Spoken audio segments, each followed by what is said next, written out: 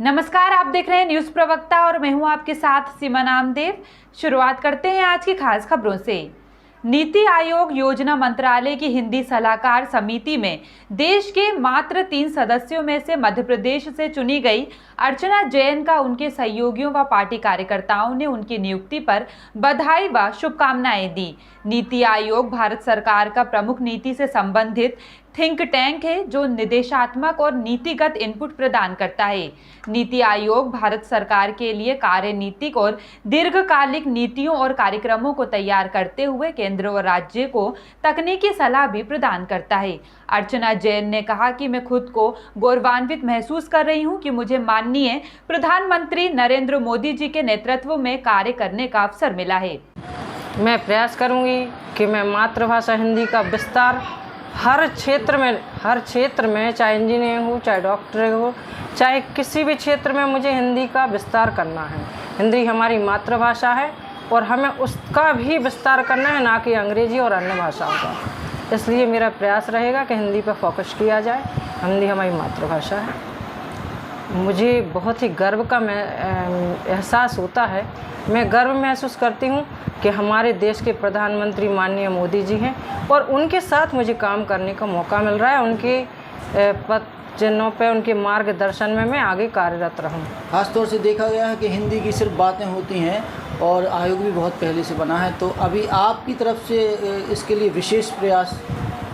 Actually विशेष प्रयास के लिए ही मैं जुड़ी हूँ और आचार्य श्री मेरे जो विद्यासागर महाराज जी, उन्होंने उनके कहने पर भोपाल में मध्य प्रदेश में अपने मेडिकल कॉलेज सिर्फ हिंदी में स्टार्ट हुआ है और इंजीनियरिंग का भी पूरा कंप्लीट हो चुका है। बस उसकी ओपनिंग होना है हिंदी में।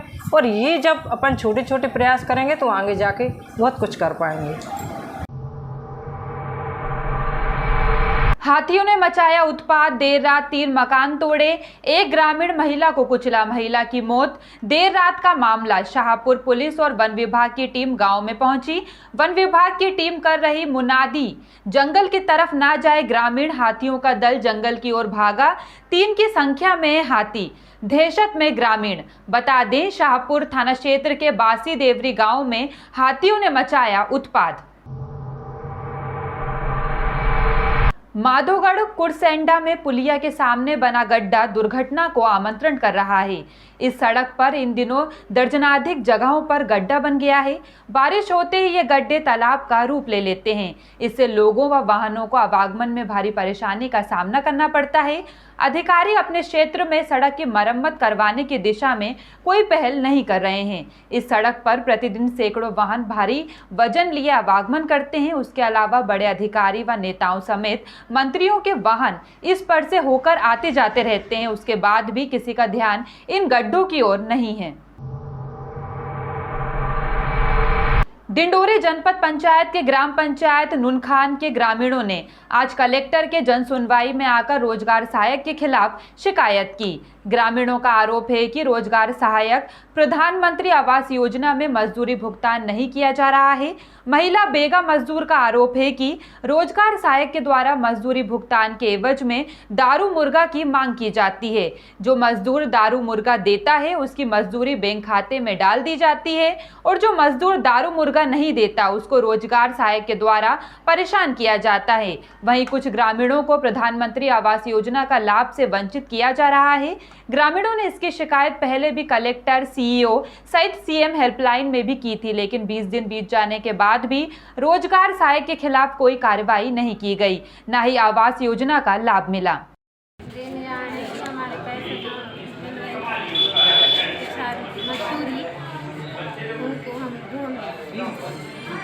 कितनी मजदूरी? हमारी पूरी मजदूरी बची है, नीचे से ऊपर तक। कितने महीना हो गए? 2 महीना है कि सर? हाँ, 8-9 महीना है। क्या कहते हैं रोजगार सहायक? रोजगार सहायक कि भाई देखो, खिलाओ पिलाओ मुर्गा दारू, तुम्हारे जल्दी काम बनेगा, और नहीं तो लटके रहो ऐसे। तो देते हैं, मुर्गा दारू देते हैं? हम नहीं देंगे। गांव में दिए हैं? गांव में कई लोग दिए हैं, देखी भी। आज जन सुनवाई में आए हैं? हाँ, आज जन सुनवाई में। क्या बोले साहब? साहब कुछ बोले हैं? साहब अब बनवाएंगे, ऐसे बोलो है ना, बनवाएंगे, करें भाई कृपा, हमारी मजदूरी से ढूंढें, दिलवाएं। हम गरीब आदमी, हम कहाँ से पाएं, हमको मजदूरी भाई चाहिए इतना दिन की। क्या नाम है? ये है भैया, हमारा नाम जो है पीएम आवास योजना में था, जिसको अपात्र कर दिया रोजगार सहायक ने। हम ग्राम पंचायत नूनखान से शिकायत लेके आए हैं और जिसकी शिकायत हम जनपद पंचायत डिंडोरी, जिला पंचायत डिंडोरी और जिला कलेक्ट्रेट कार्यालय में भी 28/4/2022 को दे चुके हैं। सीएम हेल्पलाइन में भी हमने शिकायत दर्ज कराया है। अभी तक हमारी कोई सुनाई नहीं हुई है, इसलिए हम आज मंगलवार को जन सुनवाई है ऐसा कह करके और यहाँ भी शिकायत दी है।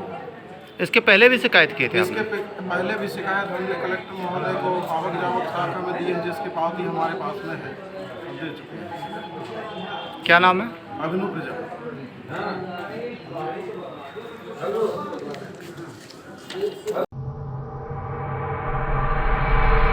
देवरिया जनपद के भटनी थाना क्षेत्र के अंतर्गत खोरीबारी रामपुर में स्थित लालजी राय डिग्री कॉलेज में चोरी का मामला सामने आया है।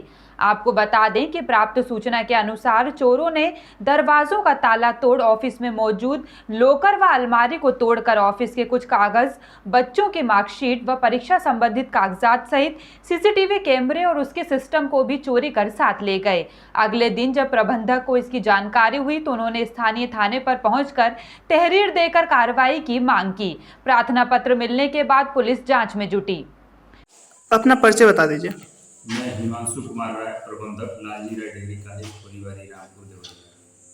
ये जो सूचना है कि आपके विद्यालय पे चोरी हुआ है, इसकी जानकारी आपको कब हुई है? ये सोमवार की सुबह 9:30 बजे जब हमारे head clerk Ram Kumar Prasad college पर आए जी। तो गेट खोलने के बाद, गेट तो बंद था, गेट खोलने के बाद जब अंदर घुसे तो देख रहे हैं कि कार्यालय के सारे ताले जो है टूटे हुए हैं। जी। उसके बाद ये हमको सूचना दिए, हम तुरंत जो है मैं भी कॉलेज पर पहुंचा तो सारे ताले और अलमारियां जो है टूटी हुई है। उसमें क्या क्या सामान गायब हुआ है? कार्यालय अभिलेख में जो है कुछ मार्कशीट गायब है, नॉमिनल रोल गायब है और परीक्षा रूम से जो है 2 मॉनिटर, एक डीवीआर, एक कैमरा और परीक्षा से संबंधित कुछ कागजात, ऑफिस से जो है कुछ कागजात और कुछ किताबें, यही सब गायब है। और बाकी जो है और देखने पर पता चलेगा कि और क्या क्या चीज़ गायब है। मिलान करने के बाद ही वो हम बता पाएंगे कि क्या क्या गायब है। फिलहाल के लिए इतना ही। खबरों का सिलसिला लगातार जारी है। अब बने रहिए न्यूज़ प्रवक्ता के साथ। नमस्कार।